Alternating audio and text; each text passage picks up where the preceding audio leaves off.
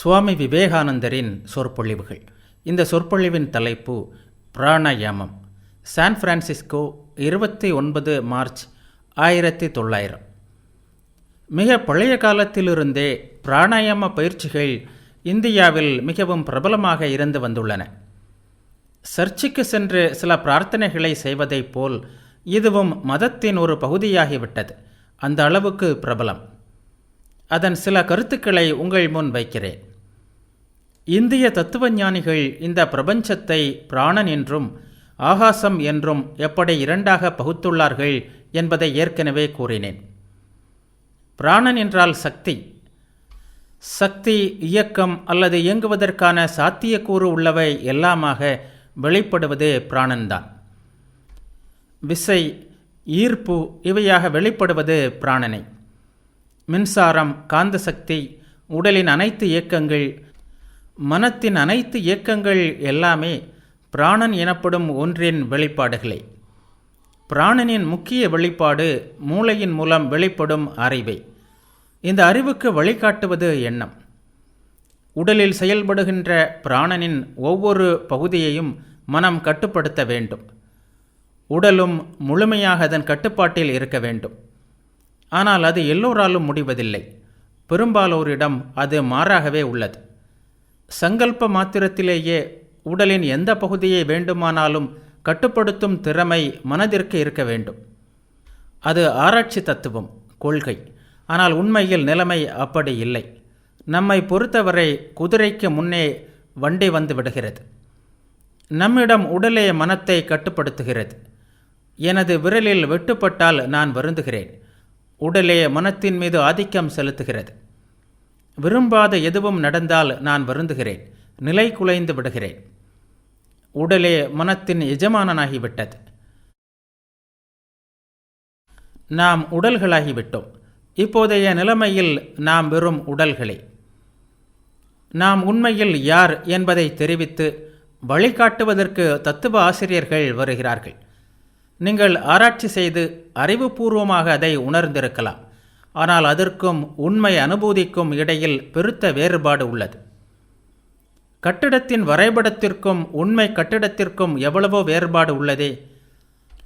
எனவே மதத்தின் குறிக்கோளை அடைய பல வழிகள் இருக்க வேண்டும். சென்ற சொற்பொழிவில் ஆன்மாவின் சுதந்திரத்தை வற்புறுத்தி எவ்வாறு அனைத்தையும் அடக்கி ஆள்வது என்னும் கோட்பாட்டை பார்த்தோம். அது மிகவும் கடினமானது. இந்த வழி அனைவருக்கும் உரியதல்ல. மனம் அந்த வழியில் மிகவும் சிரமத்துடனேயே முயல்கிறது. சிறிது புற உதவி மனதிற்கு அனுகூலமாக இருக்கும். மனமே தனக்கு வேண்டியதை நிறைவேற்றிக் கொள்ள செய்வதை விட அறிவுபூர்வமானது வேறு எது இருக்க முடியும்? ஆனால் அது முடியாது. நம்மில் பலருக்கு புற உதவி தேவை. ராஜயோகம் அதனை தருகிறது. அது நம் உடலில் உள்ள சில ஆற்றல்களையும் விசைகளையும் பயன்படுத்தி சில மனநிலைகளை உருவாக்கி மனத்தை மேலும் மேலும் வலிமைப்படுத்தி இழந்த பேரரசை மீண்டும் பெற செய்கிறது. வெறும் சங்கல்ப வலிமையால் யாராவது அதை அடைய முடியுமானால் அது நல்லதே. பலரால் அது முடியாது. எனவே புற உதவிகளை கையாண்டே ஆக வேண்டும். வேறுபாடுகளுள் ஒருமையின் ஒரு மாபெரும் நிலைக்களனாக உள்ளது இந்த பிரபஞ்சம். மனத்தொகுதி ஒன்றே ஒன்றுதான். மனத்தின் பல்வேறு நிலைகள் பல்வேறு பெயர்களை பெறுகின்றன. மனம் என்னும் கடலில் எழும் பல சிறிய சுழல்களே அவை. நாம் ஒரே வேளையில் தனி மனிதனாகவும் பிரபஞ்சமாகவும் இருக்கிறோம். இந்த விளையாட்டு தொடர்ந்தவாறே உள்ளது. உண்மையில் இந்த ஒருமை உடைபடுவதே இல்லை. ஜடப்பொருள், மனம், உயிர் அனைத்தும் ஒன்றே. இவையெல்லாம் வெவ்வேறு பெயர்கள். பிரபஞ்சத்தில் ஒரே உண்மைதான் உள்ளது. அதை நாம் பல கோணங்களில் பார்க்கிறோம். ஒரே உண்மை ஒரு கோணத்தில் பார்க்கும்போது ஜடப்பொருள், இன்னொரு கோணத்தில் பார்க்கும்போது மனம். இரண்டு பொருட்கள் அங்கு இல்லை. கயிற்றை பாம்பென்று தவறாக எண்ணியதால் பயந்து அந்த பாம்பை கொல்ல இன்னொருவனை அழைக்க வேண்டியிருந்தது. நரம்பு மண்டலங்களே ஆடிவிட்டன. இதயம் வேகமாக துடித்தது. இவை அனைத்தும் அந்த பயத்திலிருந்து வந்தவை. அது வெறும் கயிறு என்பதை அறிந்தவுடன் எல்லாம் மறைந்துவிட்டது. இதை நாம் காண்கிறோம். புலன்கள் அறிவதும் ஜடப்பொருள் என்று நாம் கூறுபவையும் கூட உண்மை பொருளே. ஆனால் அதை நாம் காணும் விதம் சரியல்ல, அவ்வளவுதான். கயிற்றை பாம்பாக கண்ட மனம் மாயையில் மூழ்கி இருந்தது. மாயை இல்லாவிட்டால் அப்படி பார்த்திருக்காது. ஒன்று மற்றொன்றாக பார்க்கப்படுகிறது, ஆனால் இல்லாத ஒன்றை பார்ப்பதில்லை. நாம் உடலை காண்கிறோம். இங்கே உண்மையில் எல்லையற்றதான அதை ஜடப்பொருளாக காண்கிறோம். உண்மையில் நாம் உண்மையையே தேடிக்கொண்டிருக்கிறோம். நாம் மாயையின் வசப்பட்டதே கிடையாது. நமக்கு எப்போதும் உண்மை தெரியும். அதை நாம் தவறாக எண்ணுகிறோம். ஒரு நேரத்தில் நாம் ஒன்றையே அறிய முடியும். பாம்பை பார்க்கும்போது கயிறு முற்றிலுமாக மறைந்து விடுகிறது. கயிற்றை பார்க்கும்போது பாம்பை நாம் காண்பதே இல்லை. ஒன்றைத்தான் காண முடியும். உலகை நாம் காணும்போது எப்படி கடவுளையும் காண முடியும்? சற்று எண்ணி பாருங்கள்.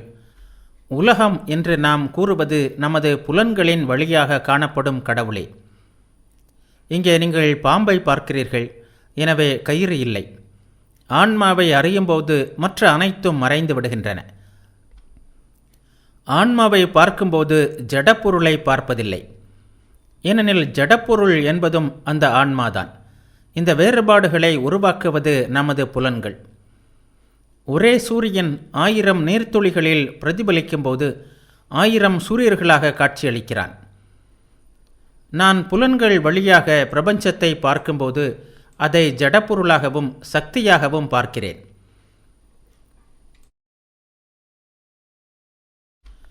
அது ஒரே வேளையில் ஒன்றாகவும் பலவாகவும் இருக்கிறது. இந்த வேறுபாடுகள் ஒருமையை அளிப்பதில்லை. 1000 மலைகள் இருந்தாலும் அது கடலின் ஒருமையை அளிப்பதில்லை. கடல் அதே கடலாகத்தான் இருக்கிறது. பிரபஞ்சத்தை ஜடப்பொருளாகவும் சக்தியாகவும் சுருக்கிவிடலாம் என்பதை நினைவில் வைத்துக் கொள்ளுங்கள். வேகம் அதிகரிக்கும் தோறும் எடை குறைகிறது. அவ்வாறு எடையை அதிகரித்து வேகத்தை குறைக்கவும் முடியும். எடை என்பது ஏறத்தாழ முழுவதுமாக மறையக்கூடிய ஒரு நிலையை கூட அடையலாம். சக்திக்கான காரணம் ஜடப்பொருள் என்றோ ஜடப்பொருளுக்கான காரணம் சக்தி என்றோ நாம் கூற முடியாது. ஒன்று மற்றதில் மறைகின்ற அளவிற்கு அவற்றின் தொடர்பு இருக்கிறது. மூன்றாவது ஒன்று இருக்க வேண்டும், அதுவே மனம். ஜடப்பொருளிலிருந்தோ சக்தியிலிருந்தோ உங்களால் பிரபஞ்சத்தை உருவாக்க முடியாது. மனம் என்பது சக்தியும் இல்லை, ஜடப்பொருளும் இல்லை. ஆனால் எப்போதும் இரண்டையும் உண்டாக்குவது அது. உண்மையில் மனமே எல்லா சக்திகளையும் உருவாக்குகிறது. அனைத்து மனங்களின் மொத்தமே பிரபஞ்ச மனம் என்று அழைக்கப்படுகிறது. ஒவ்வொருவரும் படைக்கிறோம். இந்த படைப்புகளின் மொத்தமே பிரபஞ்சம். வேறுபாடுகளில் ஒருமை. ஒரே வேளையில் அது ஒன்றாகவும் பலவாகவும் இருக்கிறது. சகுனக்கடவுள் என்பது அனைத்தின் மொத்தம். எனினும் தன்னளவில் அவர் தனியாகவும் இருக்கிறார். எப்படி உங்கள் உடல் தனியானதாக இருந்தும் உடலில் உள்ள ஒவ்வொரு உயிரணுவும் தன்னளவில் தனித்தனியாக உள்ளனவோ அதுபோல் இயங்கும் அனைத்தும் பிராணனில் அடங்கியது.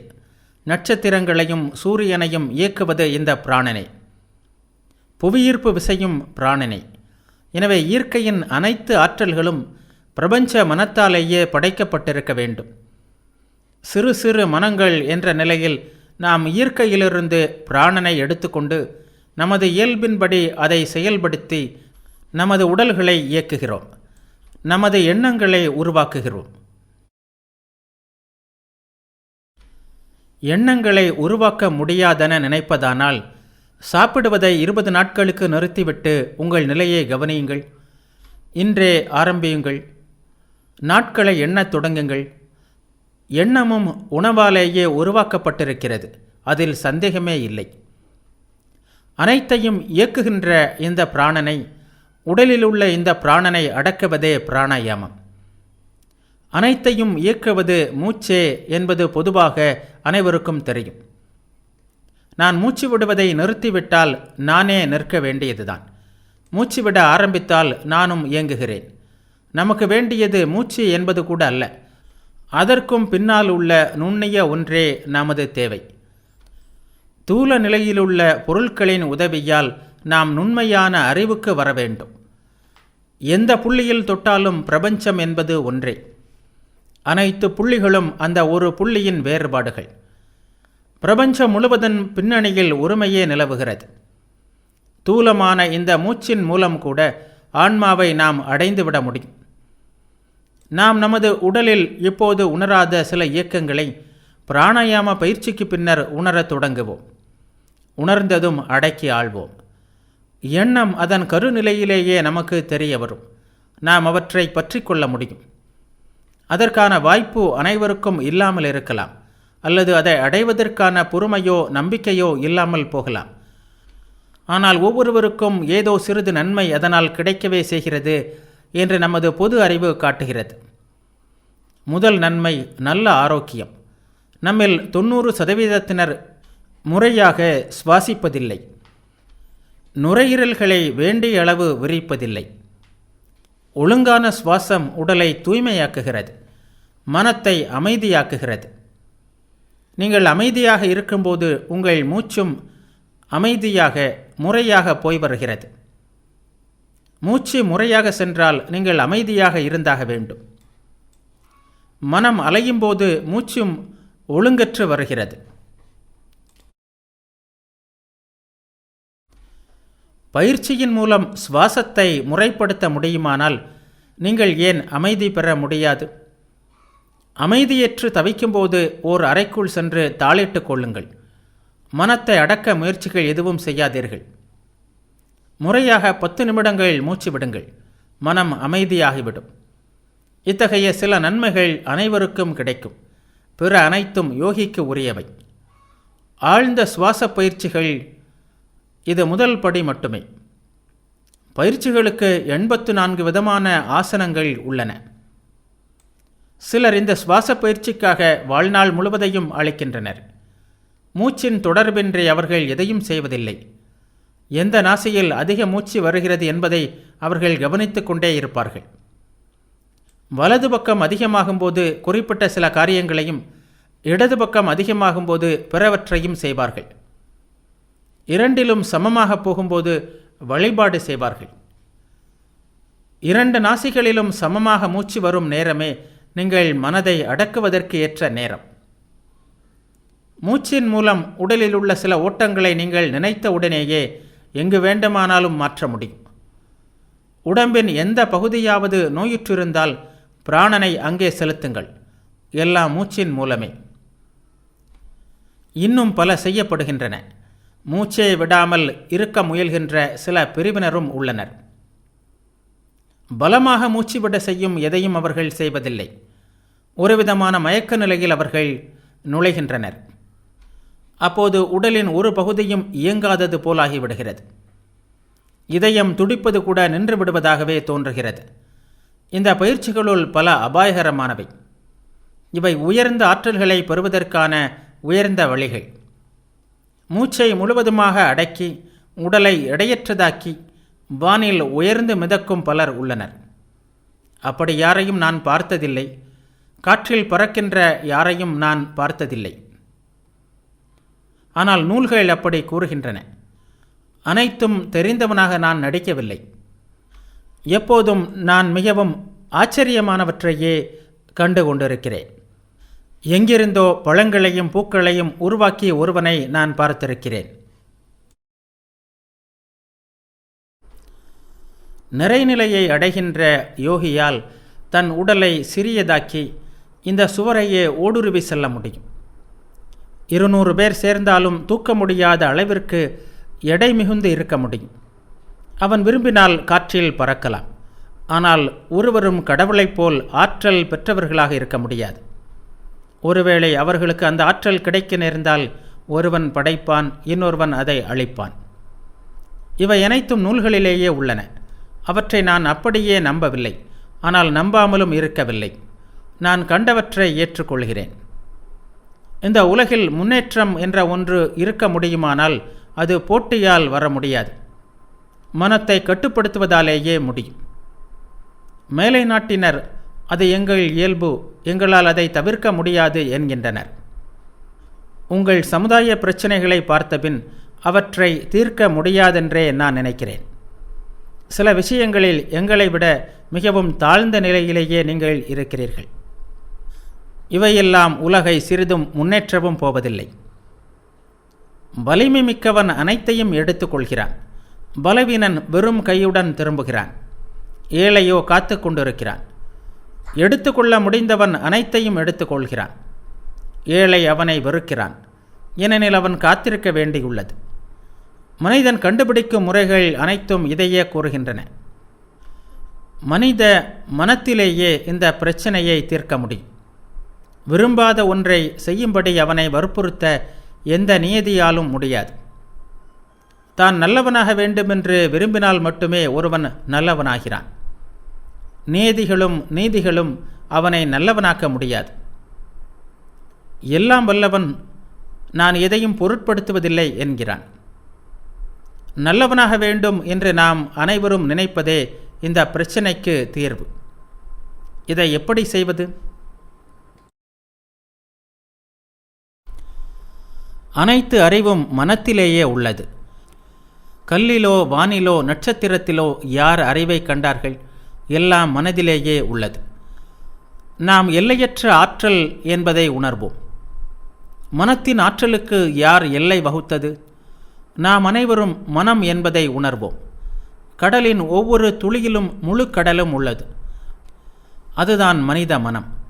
இந்திய மனம் இந்த ஆற்றல்களையும் சாத்தியக்கூறுகளையும் அறிந்து அவற்றை வெளிப்படுத்த விரும்புகிறது. தனக்கு என்ன நடக்கப் போகிறது என்பதை அவன் பொருட்படுத்துவதில்லை. நிறைநிலையை அடைய நெடுங்காலம் ஆகும். 50,000 ஆண்டுகள் ஆகட்டும். அதனால் என்ன? சமுதாயத்தின் அடிப்படை, அதன் அமைப்பு அனைத்துமே குறைபாடு உடையவை. மனித மனம் மாறுவதால் மட்டுமே நிறைநிலை கிடைக்க முடியும். சொந்த விருப்பத்தாலேயே அவன் மாற வேண்டும். இதில் பெரிய சிரமம் என்னவென்றால் மனத்தை அவன் பலவந்தப்படுத்தவும் முடியாது. ராஜயோகம் கூறுபவற்றையெல்லாம் நீங்கள் நம்பாமல் இருக்கலாம். ஒவ்வொரு தனி மனிதனும் தெய்வீகமானவனாக மாற வேண்டியது அவசியம். எண்ணங்களை முற்றிலும் அடக்குபவனால் மட்டுமே அது முடியும். எண்ணங்கள், புலன்கள் அனைத்தும் என் பணியாளர்கள், என் எஜமானர்கள் அல்ல. அப்போதுதான் தீமைகள் ஒழியும். கல்வி என்பது ஏராளமான உண்மைகளை மனதில் நிறைப்பதல்ல. மனத்தை பூரணமாக்கி முழுவதுமாக அதை அடக்குவதே கல்வியின் நோக்கம். ஒரு புள்ளியில் மனதை ஒருமைப்படுத்த நான் விரும்பினால் அது அங்கே செல்ல வேண்டும். நான் விடுவிக்க விரும்பினால் அது விலக வேண்டும். இது ஒரு பெரிய கஷ்டம். மிகவும் சிரமப்பட்டு ஒருமைப்பாட்டு சக்தியை உருவாக்குகிறோம். மனத்தை ஒன்றின் மீது பற்ற செய்கிறோம். ஆனால் அதை அதிலிருந்து விலக்க நம்மால் முடிவதில்லை. ஆயுளில் பாதியை அதற்காக செலவிட்டாலும் முடிவதே இல்லை. பற்றுவதற்கான ஆற்றலுடன் விலக்கும் ஆற்றலையும் வளர்த்து கொள்ள வேண்டும். இரண்டிலும் சம ஆற்றல் பெற்றவனே மனிதன். உலகமே தலைகீழாக உருண்டாலும் அவனை ஒன்றும் செய்ய முடியாது. எந்த நூல்கள் அதை உங்களுக்கு கற்பிக்க முடியும்? நூற்றுக்கணக்கான நூல்களை நீங்கள் படிக்கலாம். குழந்தையின் மனதில் நொடிக்கு 50,000 வார்த்தைகளை திணிக்கலாம். அனைத்து கொள்கைகளையும் கோட்பாடுகளையும் கற்பிக்கலாம். ஆனால் அவனுக்கு உண்மைகளை கற்பிப்பது ஒரே ஒரு விஞ்ஞானமே. அதுதான் மன இயல். கல்வி என்பது மூச்சை அடக்குவதில்தான் ஆரம்பிக்கவே செய்கிறது. மெல்ல மெல்ல மனதின் உட்பகுதிகளில் புகுந்து மெதுவாக அதை வசப்படுத்துங்கள். இது ஒரு நீண்ட கடினமான போராட்டம். ஏதோ புதுமை காணும் நோக்கத்துடன் அதை தொடங்காதீர்கள். ஒன்றை செய்ய விரும்புபவன் அதற்கான திட்டத்தை வைத்திருக்கிறான். நம்பிக்கை, மதம், கடவுள் எதையும் ராஜயோகம் கூறவில்லை. 2000 தெய்வங்களை நம்புங்கள், நம்பித்தான் பாருங்கள், ஏன் கூடாது? ஆனால் ராஜயோகத்தில் அனைத்தும் கருத்துக்களே. மிகவும் சிரமம் எது? நாம் பெரிதாக பேசுவோம், கொள்கைகளை உருவாக்குவோம். ஆனால் மனித குலத்தில் பெரும்பாலோரும் தூலமானவற்றையே பின்பற்ற முடியும். மந்தமானவர்கள் உயர்ந்த தத்துவத்தை கடைபிடிக்க முடியாது. இவ்வாறு அது முடிகிறது. இந்த உலகத்தில் உள்ள அனைத்து விஞ்ஞானங்களிலும் நீங்கள் பட்டதாரிகளாக இருக்கலாம். ஆனாலும் உண்மையை அனுபவத்தில் அறியாவிட்டால் நீங்கள் ஒரு குழந்தையாகி மீண்டும் பயில வேண்டும். மேலான கருத்து நிலையில் உள்ள விஷயங்களை நீங்கள் கூறினால் யாராலும் பின்பற்ற முடியாது. பின்பற்றத்தக்க விதத்தில் சிறிது சிறிதாக கொடுங்கள். இத்தனை முறை மூச்சை இழுங்கள், இப்படி செய்யுங்கள் என்று அவர்களிடம் கூறுங்கள். அவர்கள் புரிந்து கொள்வார்கள், அதில் இன்பம் காண்பார்கள். இவை மதத்தின் பாலர் வகுப்பு. அதனால்தான் சுவாச பயிற்சிகள் மிகவும் நன்மை பயப்பவையாக உள்ளன. புதுமை காணும் ஆர்வம் வேண்டாம் என்று நான் உங்களிடம் வேண்டி கேட்டுக்கொள்கிறேன். சில நாட்கள் பயிற்சி செய்யுங்கள். எந்த நன்மையையும் அடையாவிட்டால் பின்னர் என்னை குறை கூறுங்கள். இந்த பிரபஞ்சம் ஒரு சக்தி தொகுதி. அந்த சக்தி ஒவ்வொரு புள்ளியிலும் உள்ளது. உண்மையில் உள்ளதை அறிந்து நாடினோமானால் நமக்கு ஒரு சிறு தானியமணியே போதுமானது. செய் என்பது நமக்கு விஷம் போல் வெறுப்பாக இருக்கிறது. கடமை என்பது அடிமைகளுக்கு இதமாக இருக்கிறது. ஆனால் நான் சுதந்திரன். நான் விளையாட்டாகவே அனைத்தையும் செய்கிறேன். நான் அடிமை இல்லை. சிறிது விளையாடுகிறேன், அவ்வளவுதான். இறந்தவர்களின் ஆவி பலவீனமானது. அவை நம்மிடமிருந்து ஆற்றலை பெற முயல்கின்றன. ஆன்மீக ஆற்றலை ஒரு மனதிலிருந்து இன்னொரு மனதிற்கு கொடுக்க முடியும். கொடுப்பவர் குரு, பெறுபவர் சீடர். உலகில் ஆன்மீக உண்மைகள் தழைத்து வந்துள்ள வழி இதுவே. மரணத்தின் போது அனைத்து புலன்களும் மனதிலும் மனம் பிராணனிலும் ஒடுங்குகிறது. உயிர் தன்னுடன் மனதின் ஒரு பகுதியையும் எடுத்துக்கொண்டு வெளியேறுகிறது. மேலும் பிராணனில் ஒரு பகுதியையும் நுண்ணுடலை உருவாக்குவதற்காக நுண்ஜடப்பொருளின் ஒரு பகுதியையும் எடுத்துக்கொள்கிறது. ஆதாரம் எதுவுமின்றி பிராணன் இருக்க முடியாது. எண்ணங்களில் அது தற்காலிகமாக தங்குகிறது, மீண்டும் வெளிவருகிறது. நீங்கள் புதிய உடலையும் புதிய மூளையையும் உருவாக்குகிறீர்கள். அதன் மூலமாக பிராணன் வெளிப்படுகிறது. ஆவிகளால் உடலை உருவாக்கி கொள்ள முடியாது. பலவீனர்களுக்கு தாங்கள் இறந்தது நினைவில் இருப்பதில்லை. அவர்கள் பிறரது உடலில் புகுந்து அந்த ஆவி வாழ்க்கையில் மேலும் இன்பம் காண முயல்கிறார்கள். அவர்களுக்காக உடலை கொடுப்பவர்களின் கதி அதோ கதிதான். அவனது உயிர் சக்தியை அவை உறிஞ்சி விடுகின்றன. இந்த உலகில் இறைவனை தவிர எதுவும் நிலையானது அல்ல. உண்மையை அறிவதே முக்தி. நாம் எதுவாகவும் ஆவதில்லை. நாம் எதுவோ அதுவே. முக்தி வருவது நம்பிக்கையாலேயே தவிர செயல்புரிவதால் அல்ல. அறிவே தேவையானது. நீங்கள் யார் என்பதை அறிய வேண்டும், அவ்வளவுதான். கனவு மறைகிறது. இங்கு அனைவரும் கனவு கண்டு கொண்டிருக்கிறோம். நாம் கனவு கண்ட சொர்க்கத்திற்கு இறந்த பின் போகிறோம். அந்த கனவில் வாழ்கிறோம். அந்த கனவு முடிந்ததும் நல்ல உடலை இங்கே எடுத்துக்கொள்கிறோம். இவர்கள்தான் நல்லவர்கள் எனப்படுகிறார்கள். என்னிடமிருந்து ஆசைகள் அனைத்தும் அகன்று விட்டன. இனி இந்த புறத்தோற்றங்கள் எதிலும் நான் மயங்க மாட்டேன் என்கிறான் அறிஞன். அறிவை பெற அவன் முயல்கிறான், போராடுகிறான். கனவுகளை பற்றி அவன் அறிந்து விட்டான். இந்த கனவுகளே சொர்க்கங்களையும் உலகங்களையும் உருவாக்கியிருப்பதை அவன் உணர்கிறான். இதையெல்லாம் பார்த்து சிரிக்கிறான்.